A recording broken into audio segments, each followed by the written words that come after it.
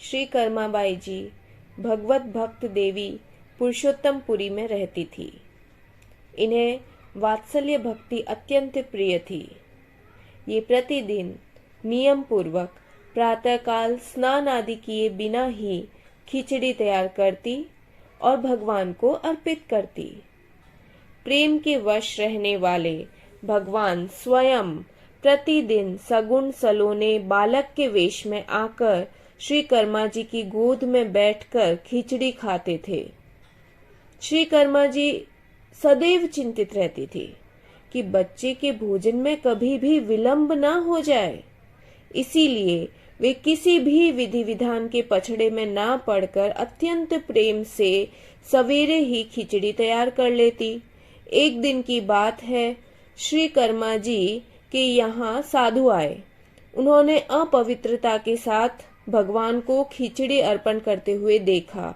घबराकर उन्होंने श्री कर्मा जी को स्नान आदि की विधियां बता दी। भक्तिमती श्री कर्मा जी ने दूसरे दिन वैसा ही किया, पर इस प्रकार खिचड़ी तैयार करने में देर हो गई।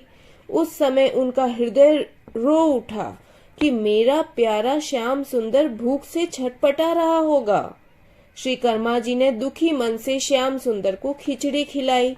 उसी समय पुजारी जी ने अनेकानेक पकवान निवेदित करने के लिए भगवान को आह्वान किया और प्रभु झूठे मुंह ही वहां चले गए। पुजारी यह देखकर आश्चर्यचकित रह गए। उन्होंने देखा कि प्रभु के मुखारविंद पर खिचड़ी लगी है। उसका हृदय क्रंदन करने लगा।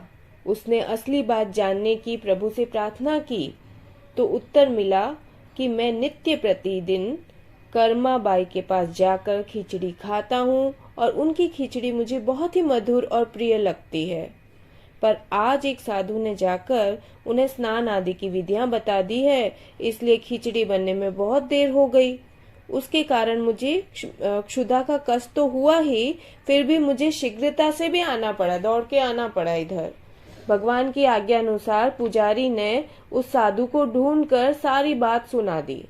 साधु घबराया हुआ श्री कर्मा जी के पास जाकर बोला, आप पूर्व की तरह प्रतिदिन सवेरे ही खिचड़ी बनाकर प्रभु को निवेदित कर दिया करें।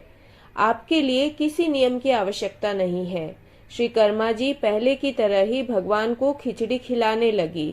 श्री कर्मा जी परमात्मा की पवित्र और आनंदमय धाम में चली गई, पर उनके प्रेम की गाथा आज भी विद्यमान है। श्री जगन्नाथ जी के मंदिर में प्रातःकाल प्रतिदिन खिचड़ी का भोग ही लगाया जाता है। बोलो भक्त भगवान की जय।